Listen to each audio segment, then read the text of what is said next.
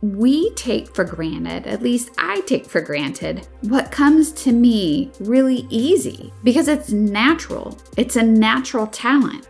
Shannon Norman is our guest today on CallumConnects Micro-Podcast. Shannon is an inclusion of women in leadership and confidence coach, speaker, human resource leader, author, and the founder of the worldwide movement Accept the Compliment.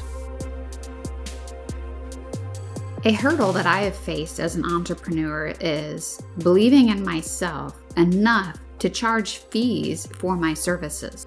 This was a huge hurdle that I did not predict, but it creeped up pretty fast. I had all of my focus on creating a website and networking and promotional items. When all of that was ready and it came down to building up my clientele, which was coming to me mostly by referrals, I didn't know what the big barrier was. And that leads me to how I handled it. I had to dig deep and I really had to reflect. The self-reflection was key. We take for granted, at least I take for granted, what comes to me really easy because it's natural. It's a natural talent.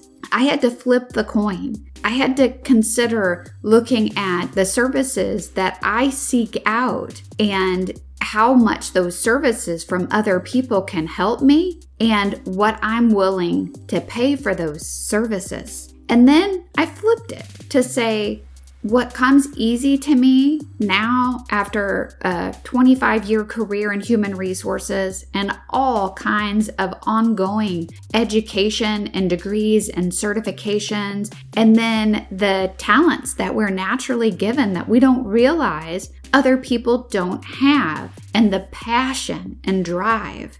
I had to sit with that and realize the key learnings that I realized were don't assume that you know what your clients want, but what you do is to ask and listen. And finally, of course, I'm going to say as a confidence coach, be confident. So my key learnings are don't assume and be confident. You have to find your confidence and have that reflection of yourself to understand what your talents are and how you can help people, not focusing on do they have the money to pay for this service? Well, they obviously are interested in the service because they found their way to you. So not to focus on the financial aspect, but what their life could be like if they were able to solve for the challenges that led them to me.